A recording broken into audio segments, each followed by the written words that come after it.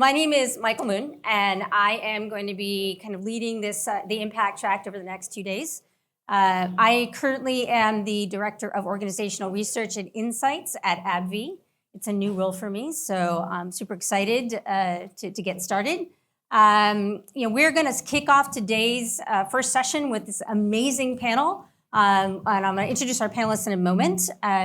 There is, if you're in the app, you can, if you have questions that you want to ask, we may not be able to get to them, but if you want to use the app, I will check those kind of towards the end if we have time. And so without any ado, make sure we stay on time. We'll go ahead and get started. So I want to first start by just thanking you all for being here today and begin to introduce our panelists. And I got my lovely notes here to make sure I get everyone's titles right. So we have Paulina Nunez-Candiani. She is the Global Head of People Analytics and People Operations at PepsiCo. Correct? Yep, I got that right. Yay! And then next to Paulina, we have Khalifa Oliver, Dr. Khalifa Oliver. She's a Global Director for Employee Experience Analytics Strategy at Ford Motor Company, and also an author of a new book called I Think I Love My Job, Secrets to Designing a People-Centered Employee Value Proposition, and something about boasting about it. So, and you can boast about it. I was like, all right, I don't have enough room on here. I'm going to have her say the rest of that. Welcome, Khalifa. And next, Khalifa is Craig Starbuck. He's former head of People Analytics at Roku, and if you've read his bio, you actually heard that there might be a new news coming out. He just informed me that he can now share that he's going to be running head of data and analytics at Chime. So leaving Roku and going to Chime, and also the founder of Org Acuity. And then last but not least, we have Nicole Lettich, and she's Director for People Analytics and Insights at NASDAQ. Right? So a little bit about kind of how we're going to structure. We have 4 topics we're going to try to get through, as I have some specific questions for each of our panelists today. And really what we're going to do is focusing around employee listening and kind of integrating listening and those voices into People Analytics. How are some of our panelists doing that? What are some of the challenges they faced? What are some of the tools and techniques that they've leveraged? And we're going to finish up at the end of the session really about talking about ethics, privacy, transparency, and some of those things that we really need to make sure we've foundationally thought about before even diving into some of the stuff that many of us are working on today. All righty.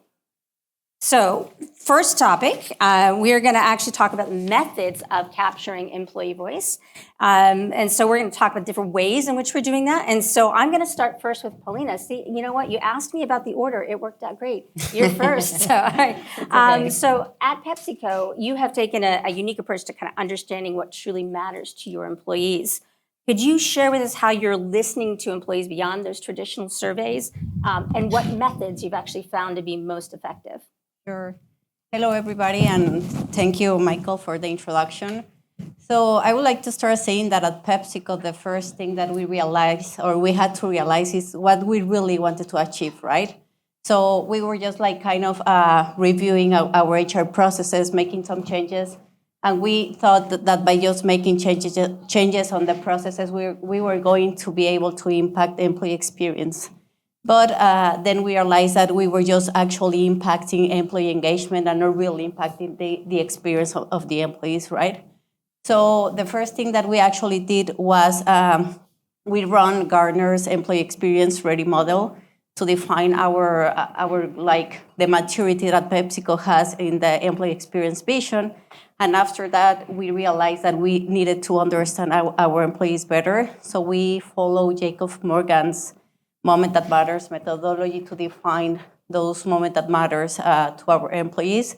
And after we finished defining the moment that matters, and I think David talked about the moment that matters for Microsoft this morning. So after we finished defining the moment that matters, that's when we realized how we can actually impact employee experience and create more engaged people and also reduce turnover. So how we did it and what we are doing now, we did it by running a lot of focus groups. We run focus group with more than 20,000 people at PepsiCo. And then we run also some one-on-one interviews on like forums with our leaders. And now we are on the way to develop a technological tool to capture voice of employee. So that's going to allow us to have actual, like, real-time data to take action on some of the initiatives that we want to implement. Wonderful. So those focus groups were used to help kind of identify what the moments that matter should be? Yeah, correct. Great. Just following Jacob Morgan's methodology. Wonderful. Yeah. Awesome. Wonderful. I'm going to move on to Craig for this next question. We know, not we, well, I mean, I feel like everyone knows you, but I know that you utilized passive data collection methods like organizational network analysis, ONA, in previous roles. Could you actually share a little bit more about how you've used that to help capture the employee voice in some of your past roles? Yeah, and I think I heard David call it ambient listening. Mm-hmm. That's the first time I've heard of that. Yeah. But yeah, so at Roku, we actually used a great partner, Worklytics, to do this. And so looking at passive signals and productivity tool data, so calendar data, email, Slack, but only the metadata, I think importantly, because I think in taking a privacy-first approach, it's very important that you're not looking at the content of communication, but rather the frequency with which people are communicating with one another, for how long, how often, who initiates those conversations. I think you can capture a lot of important signal about the quality of networks. And I think it effectively becomes a proxy for the relationship, the dynamic between, it could be like a manager and an employee, it could be team level dynamics, it could be function level dynamics. You can capture things like how are people working across different work modalities, different locations, different jobs. And I think if you're in a situation in which you're trying to prepare for, it could be location strategy, it could be hybrid policy. I think most organizations are kind of past that at this point, but I think it has important implications for leveraging that information to inform how work gets done, because a one-size-fits-all approach in my experience doesn't really work, right? I think there's a lot of roles in which remote work can work. There's a lot of roles in which could be due to supply of talent in the broader market that you might want people co-located. Or remote. And so I think those passive signals can pick up a lot on things that traditional surveys can't. But I think fundamentally, kind of an employee first, a pro-employee perspective is very important, because we see the articles in the journal, spyware, Big Brother. You don't want those optics in the organization, right? And I think most organizations have good intent. But I think it's important to be transparent. If you're doing that type of work, you're transparent about what you're collecting, the reason for which you're collecting it, and making sure that there's something in it for the employees and the managers in terms of how that insight is communicated back.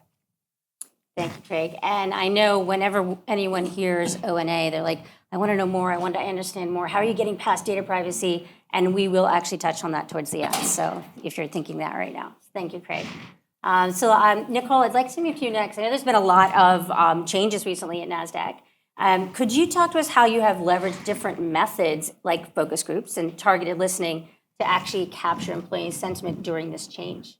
Absolutely. So NASDAQ has really doubled in size since I joined just over 3 years ago. And I found that, like many other organizations, we've had to navigate the change of where people work. So that's a common theme. We've also had to navigate cultural change as we've acquired other companies.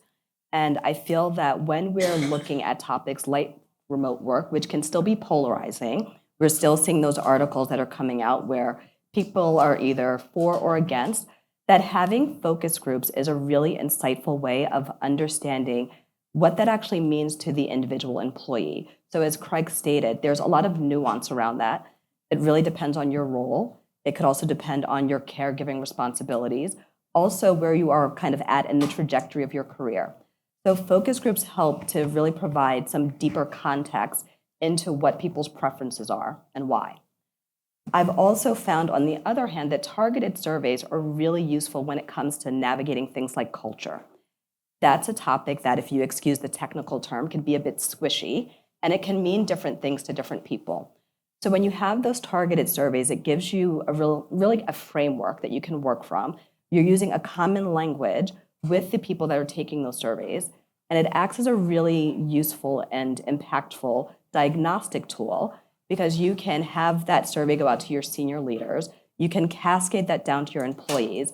And it gives you the sense of being able to look sort of up, down, left, and right to see where those areas of discord are. Can you just elaborate a little bit on what you mean by targeted survey? Exactly. So one thing that we looked at when we've had these acquisitions is doing surveys specific to culture. So one tool that's useful is the OCAI, so Organizational Cultural Assessment Instrument, and that lets you identify your preferred culture and what your actual organizational culture is, and it helps give you a framework to help move from where you are today to where you want to be. If you think about that in the context of an acquisition, it also shows you where there might be a disconnect between the legacy organization and the acquired companies.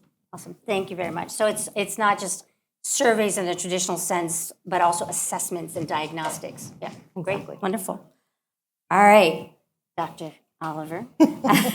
I'll take it. We both will take it. Yes. So, in your work at Ford Motor Company, can you tell us just how you're balancing kind of active methods with well, I do like that term, ambient methods. And are you using any innovative approaches right now in doing your employee listening at Ford?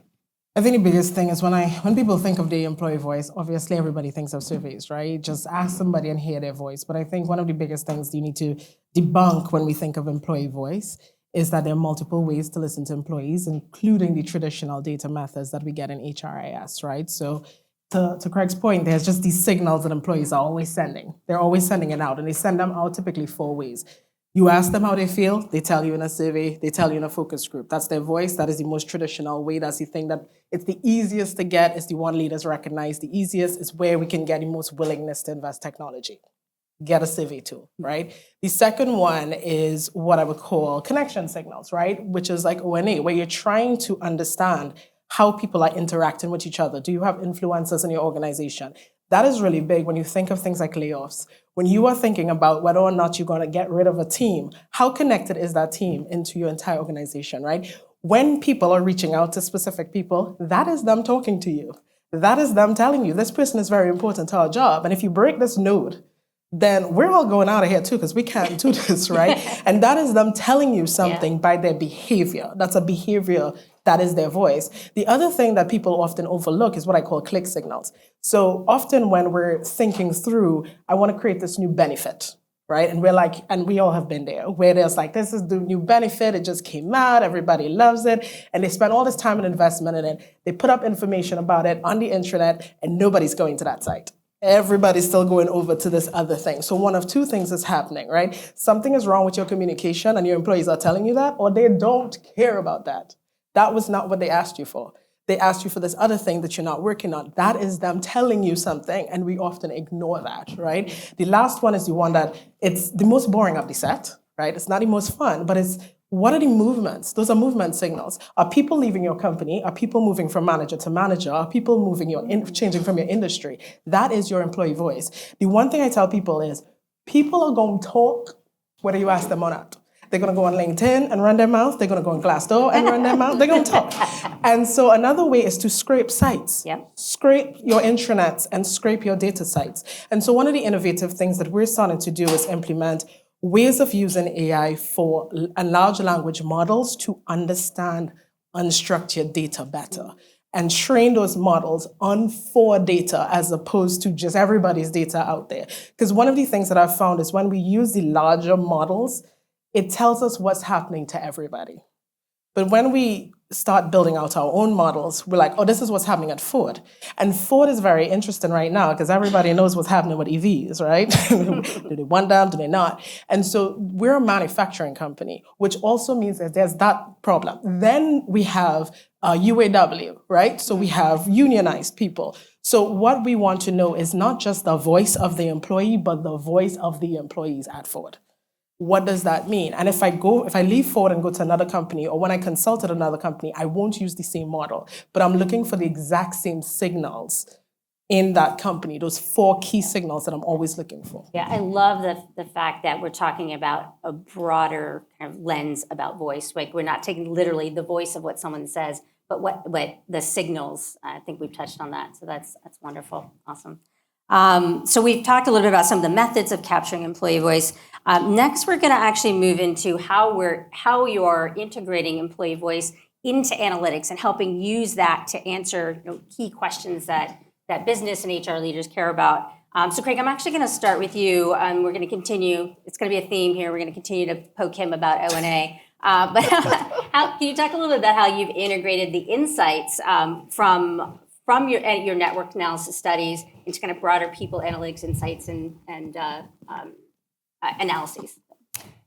Yeah, I mean, I think when you think about traditional data sources for people analytics, there's not a lot of signal in like HCM attributes, right? Like somebody's job, somebody's tenure, somebody's manager, somebody's location. There's not a whole lot of signal.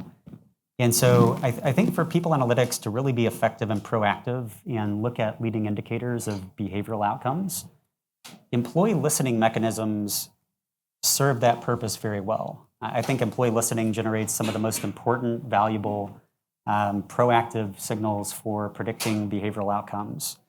And so with respect to O&A, you can look at things like, I'll take an active slant. I talked about kind of the ambient and passive, and certainly, ideally, you have a combination of both active and passive. But thinking about the active for a moment, you can ask questions on a survey like, who's important for you to have greater access to?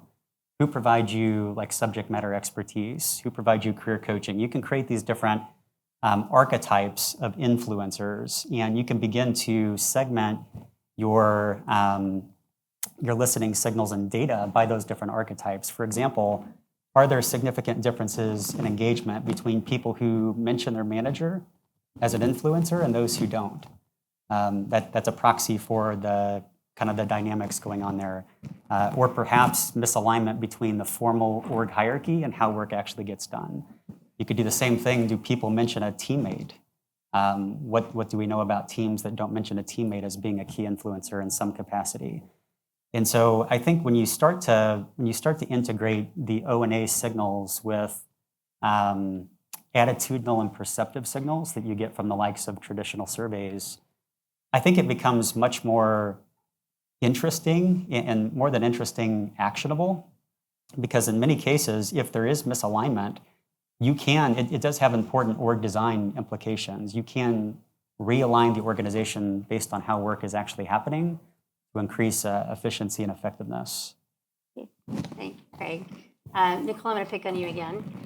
Can you talk about what you're doing at NASDAQ in sort of integrating and potentially even talk to us about some advanced technologies that might be using to do that work? Absolutely. So we're in the process of implementing a new people analytics platform that actually has the surveying capability native to the platform. And so for us, that's really a game changer because to Craig's point, our HR transactional data doesn't really tell a full story, but being able to combine that with the survey data is going to help us answer questions like, when people are saying that they feel their compensation is unfair, how does that really connect to where they are in their salary band?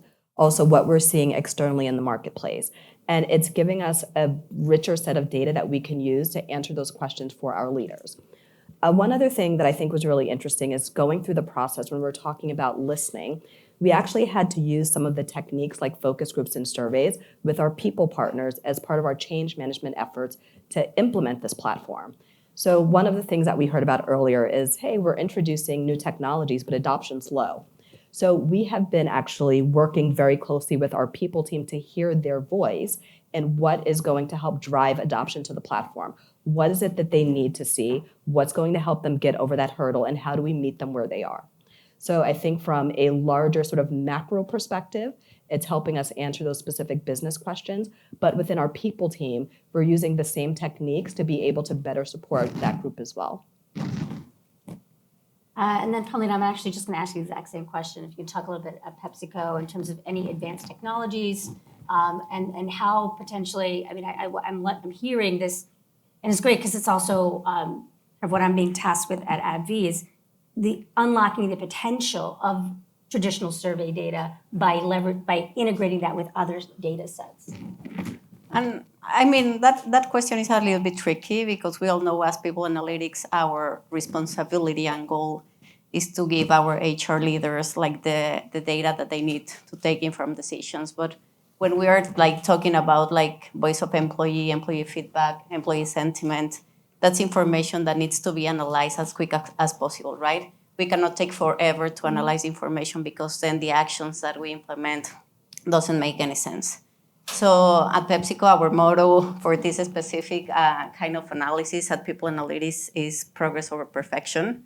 So we try to get the information as quick as possible. That's why we are also implementing this voice of employee tool, technological tool that it's going to allow us to have like real feedback in real time. So we just try to test as quick as possible our initiatives in a large group of people. I mean, PepsiCo is a company of more than 300,000 employees, so trying to listen to everybody is almost impossible. So we test, and then we implement initiatives, right?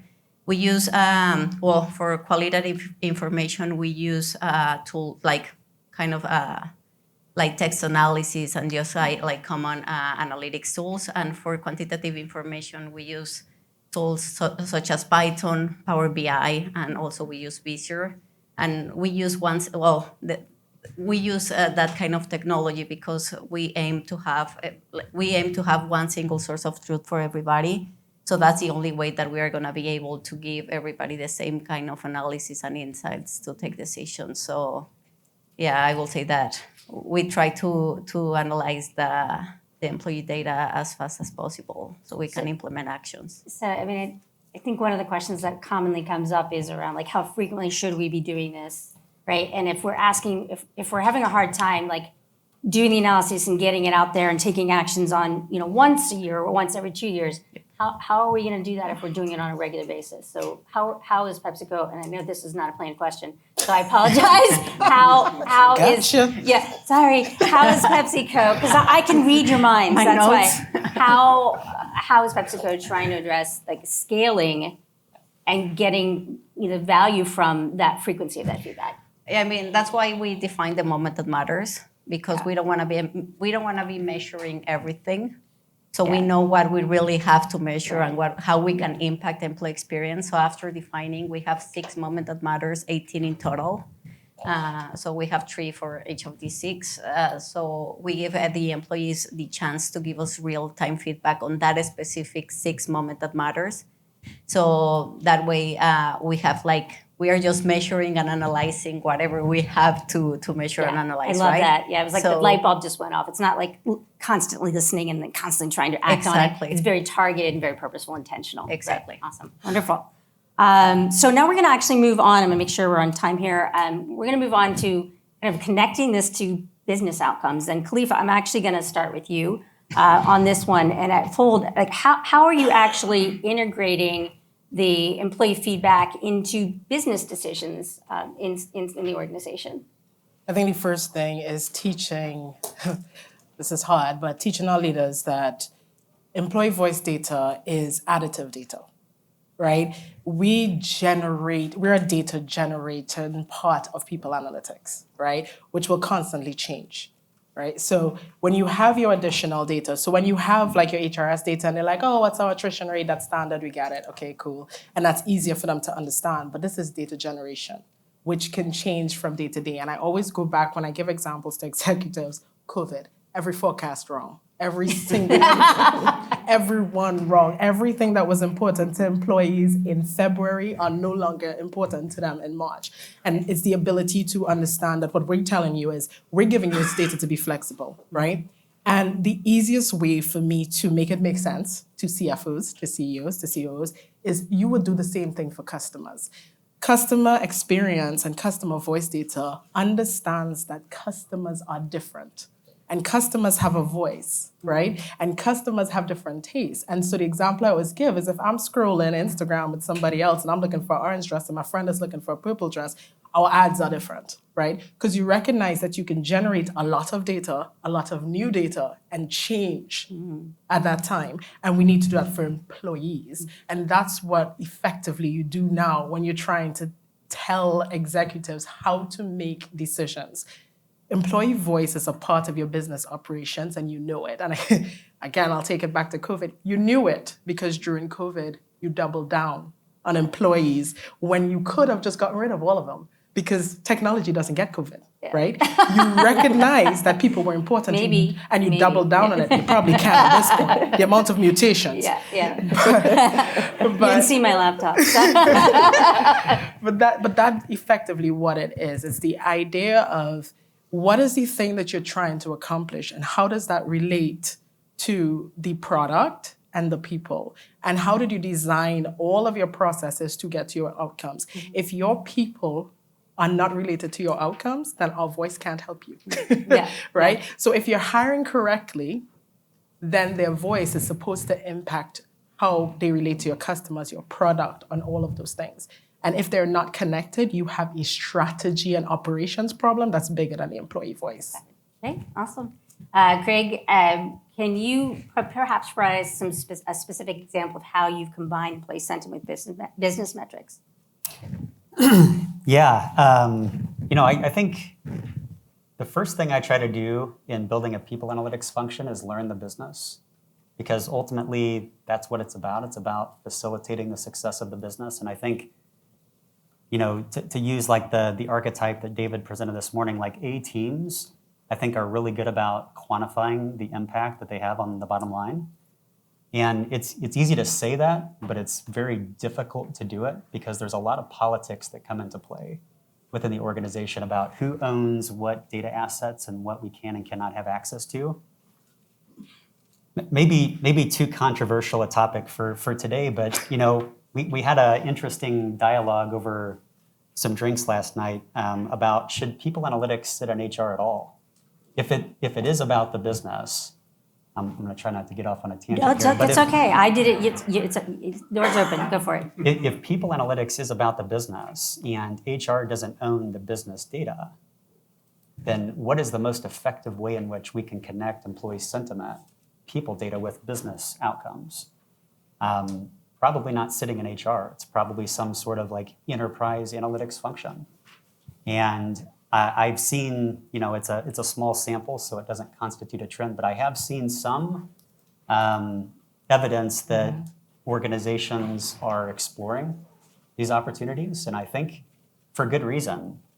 And so I think when we talk about connecting employee sentiment to business outcomes, just to give you a concrete example, I'll give one at Org Acuity, actually, because I've found it pretty difficult to do sitting in HR in like corporate America. Org Acuity, we were working with an insurance company. They've got a large agent population, not AI agents, but human agents, just to clarify. Insurance agents writing contracts, bringing in the revenue. And they pass to us individual level productivity measures, effectiveness measures. And so we can create archetypes of like, here's what your highly engaged agent population looks like with respect to business outcomes. And that tends to land much more effectively with the likes of a CFO than a kind of a fluffy construct like employee engagement, which we all believe is a correlate to business outcomes. But I think when you can actually quantify the extent to which a 1% increase in engagement relates to like a positive change in Y, where Y is the business outcome, I think people tend to take it much more seriously. Yeah, I get the question, why are we doing a survey? Right, and a lot of it's like, actually, I don't know why we're just saying no, but it's how do we help unlock the potential of the survey by connecting it to things that really matter in the organization. Sometimes we have to do that in terms of financial terms. So I just got the 5-minute warning mark, and I definitely know we want to talk a little about trust and privacy. So I'm gonna jump ahead, and we may not get to all of you because I definitely want to do the kind of round robin really quick things. I always love to see what you guys come up with. But Nicole, I actually want to start with you. In terms of navigating kind of legal and privacy concerns, they can be very complex and challenging and limiting sometimes. But can you share your experience with kind of dealing with data privacy around assessments, how you maintain transparency with your employees? Anything around that would be wonderful. Sure, and I can, say I've spent a lot of time in this space over the past 9 months as we've implemented this platform. So I will say that NASDAQ has a very advanced and evolving AI governance framework. I think you can all tell, not exactly my words, but but I think the point is that this is an area that's of critical importance for our organization. And we actually did assemble a cross-functional team of data scientists, legal experts, privacy officers that review all of our, basically any new products that we have online, and even any existing products are now going to go through that same review process because it is complex. So we're aware that there are a lot of risks inherent in using AI, and we want to be able to approach it in a very smart and responsible way. So one of the things that we've done internally is had a good focus on education. So that means educating our employees on the risks associated with AI, but also focusing on the skills. So how do you use AI effectively and safely? And so we've been really focused on balancing, understanding the challenges and opportunities that come along with implementing these emerging technologies. And on top of that, making sure that we're not being so risk averse that we're missing the opportunity, because there's a risk in kind of sitting back. And I'm going to finish up with Pauline on that. So there's the kind of the risk to the company and the concerns about privacy, right? But then let's kind of go inward really around employees. Like how do you build that trust with employees when you're taking their voice, and how do you ensure that you're actually protecting and nurturing that and using it for good and not inappropriate purposes, unintentional inappropriate purposes. So. Yeah, I will say that the first step is transparency, right? If they really know what is happening with the feedback, if they know that we are doing something about it, then they will just continue doing it. And for example, one of our huge behaviors in our culture is voice your opinion fearlessly. So that's something that we recognize and we reinforce on a day-to-day. Say that again? It's voice your opinion fearlessly. Okay. So that's something that we actually recognize and reinforce on a day-to-day basis. On one of the examples is that, for example, like every month we have this forum with our CHRO and all her leadership team, and we can ask them anything, right? So it's an open forum. People just ask questions, they reply openly, and of course we do have like confidential feedback surveys, like our organizational health survey that we run annually. We have a tool called Speak Up where people can go and give us their feedback on like anonymous. So I will say like the wheel carries about transparency for the employees. All right. Well, I'm going to thank the panelists for their contributions, and then we have instead of 30 seconds, you're each going to get 15 seconds, one sentence. What is your key piece of advice for organizations that are striving to balance deeper employee insights with ethical practices? Nicole, quick. Lead with the employee in mind. So take off your analytics hat and make sure you're thinking privacy first. Love it. Craig. Consider worst case scenario and plan for that. Wow, that was fast. Nick, Khalifa. Protect the employee because you're asking them to do you the favor of sharing their thoughts with you. Paulina. I will say that they need to know that making a PepsiCo the best place to work is everybody's responsibility, right? So we do need their feedback. We have to take action to make a PepsiCo a good company. Love it. It's all about the employee. So, wonderful. Thank you so much. Thank you all for joining today.